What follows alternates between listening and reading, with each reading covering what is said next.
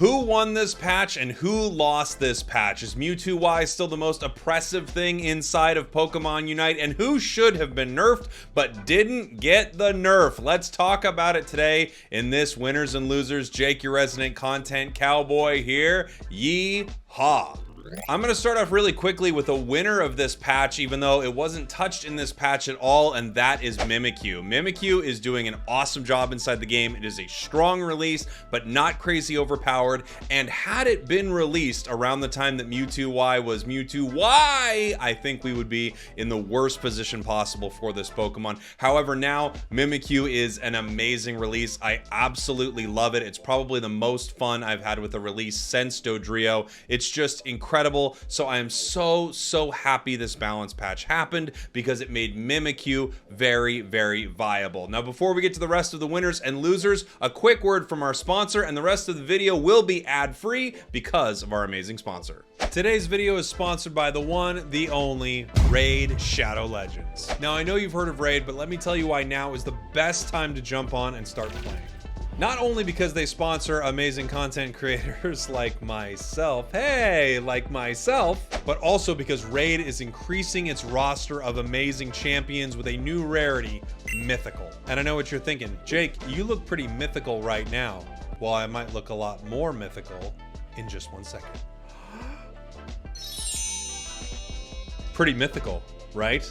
Well, maybe Raid does it a little bit better, but I mean, come on. Jake 4, the callback? Incredible stuff. Mythical champions are basically two champions in one. They change between forms with unique metamorph skills. You summon these incredible mythical champs from brand new primal shards in the portal. Mythical champions are the most versatile champions ever seen in Raid, and you can tailor your playstyle and create synergies across both forms. And for those of you who are hopping on to play right now, there'll be tricks and treats for you this Halloween if you are able to brave the Raid Yard. Download Raid Shadow Legends using one of my links below, copy your in-game player ID, and head on over to raidyard.polarium.com from October 15th to November 10th.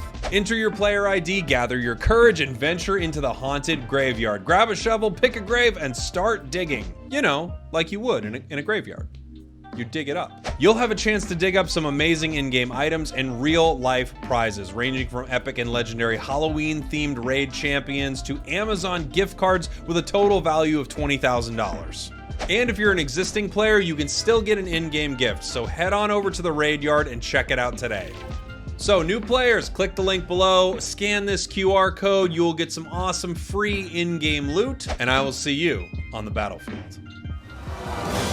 Raid Shadow Legends. Thank you very much, Raid. Now on to the rest of the video. It's hard to talk about this patch without talking about one of, if not the biggest, it's the biggest loser without question, and that is Mewtwo-Y. Mewtwo-Y has been nerfed so incredibly hard inside this patch. Now, don't get me wrong, that doesn't mean that Mewtwo-Y is not still one of the better Pokemon inside the game, and it absolutely is, which is kind of crazy to think about, but Mewtwo-Y was really hurt. I think the biggest change to this Pokemon absolutely being removing its critical hit. It is a super reasonable change. I didn't even think about it, you know, when you're thinking about how to balance these Pokemon because it has so many things going on with it, but removing its critical hit was massive. Also changing its recover was huge. Still a top tier Pokemon, still extremely powerful, but man, I wish we had this nerf or this release strength for Mewtwo-Y the entire time because we wouldn't have had to go through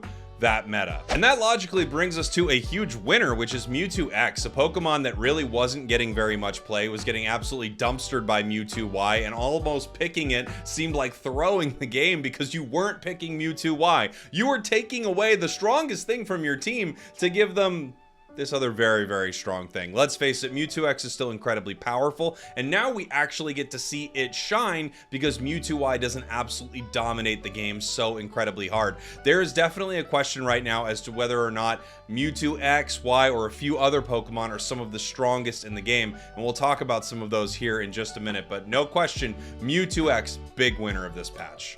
Who wants to talk about losers? Let's talk about some more winners. Absol. Woo! Absolutely needed some buffs and absolutely got some great ones. I've been enjoying Absol for a very long time. It's had its ups, its insane ups that we never want to talk about again.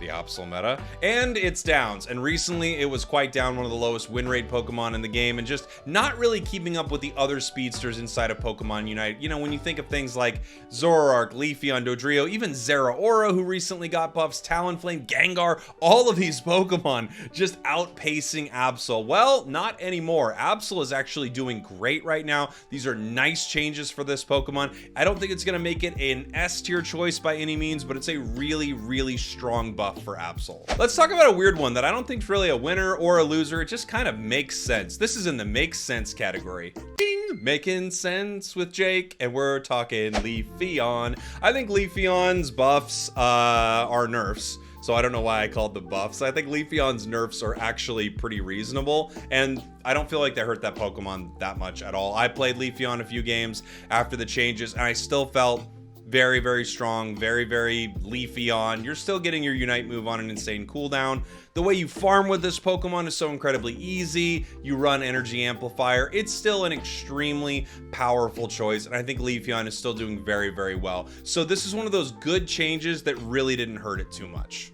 Blissey. Let's talk about a loser, and that is definitely Blissey. I mean, this is necessary. These changes have been a long time coming. You could make other Blissey changes, by the way. Supports in the game in general are phenomenally busted, especially when they're paired with something that is phenomenally busted. And the game often has things that are extremely powerful. Even something that's really good or fairly strong becomes unbeatable paired with the right support, and Blissey was the perfect support for Mewtwo. Why? Helping Hand, Safeguard, and its Unite move. Blissey's Unite move is one of the most broken in the game, and it's needed a nerf for a very, very long time. These changes are well deserved. Blissey is a loser of this patch, but let's be fair, it needed it. I want to talk about two Pokemon that are kind of winners of this patch, even though their changes aren't huge. We're going to talk about Decidueye. Decidueye is a really strong Pokemon, but you know, a Pokemon that gets bullied very hard. It got a change to its Razor Leaf build and its Unite move, so whether you're going Spirit Shackle, you get your Unite on a lower cooldown, cool,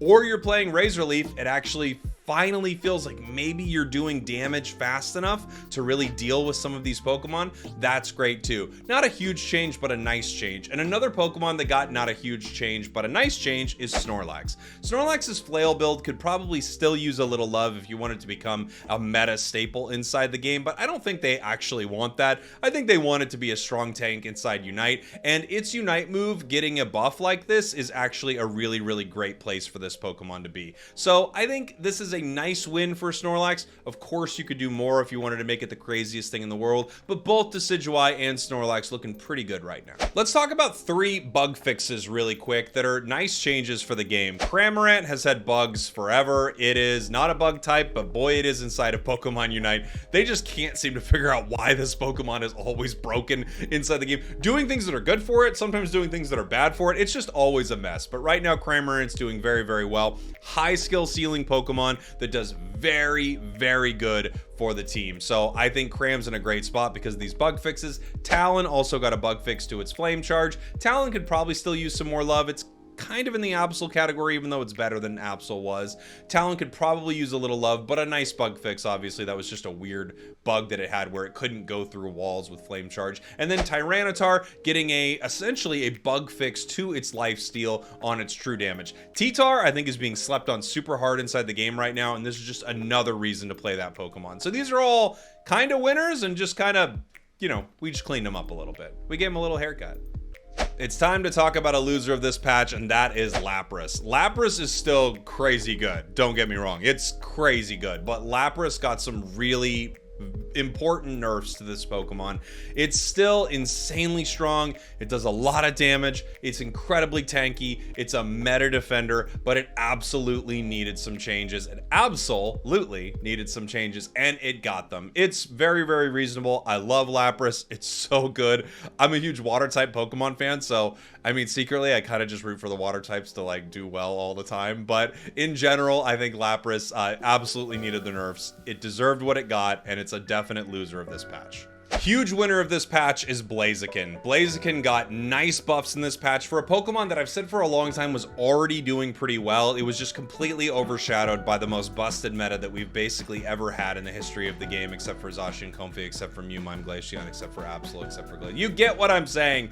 But Mewtwo Y Blissey, in my opinion, is the most broken meta we've ever had, followed closely by Zacian Comfey. And when you're a Pokemon that releases in a meta like that, you are completely overlooked. We're gonna have to see how incredibly powerful these Blaziken buffs are. I think they are quite strong, but in general, I'm happy for this Pokemon, but a little worried because you play with it now and it's like, oh baby, if you're high skill with this Pokemon, you are going to crush.